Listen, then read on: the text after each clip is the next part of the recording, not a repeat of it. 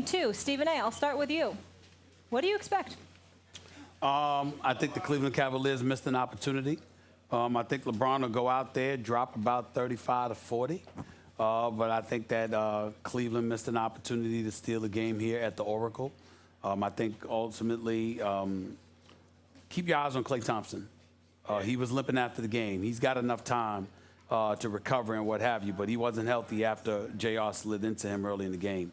But I think that it'll be competitive because Cleveland out-rebounded Golden State by about 15 last night. I think it was a 53-38.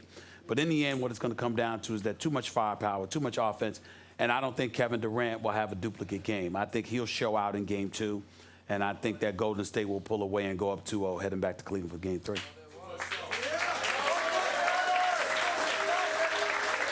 Game 1 was clearly the game that Cleveland needed to steal, the way it panned out. I expect the Warriors to win in Game 2, but the thing to keep your eye on is the Cleveland defense. That active team defense forced Golden State to really play more iso ball than they'd like to. You need to stop the ball movement on Golden State. And the question will be, is the Cleveland defense demoralized by the outcome of last night's game, or do they have it in them to do the same thing they did in Game 1? If they can, they got a shot. I suspect that's going to be a demoralized defense Game 2 when Golden State wins. Stephen A., do you think they'll galvanize behind each other after what happened last night with that J.R. Smith situation, Cleveland? Do you think that could actually be a positive for them moving forward? I think if they do galvanize and rally around things, it'll be because they genuinely feel they got robbed last night because of that bogus call against LeBron James, the reversal. You got to remember something. The reversal, and this is the point that we have not mentioned. Mm-hmm. The reversal is egregious because it should have never been reviewed. It's only the only reason you review it is if there is a question as to whether or not LeBron James' feet are outside that perimeter. Yep. The second you know his feet is not outside the perimeter, there is no cause for the reverse to review it. They shouldn't have even reviewed the play itself.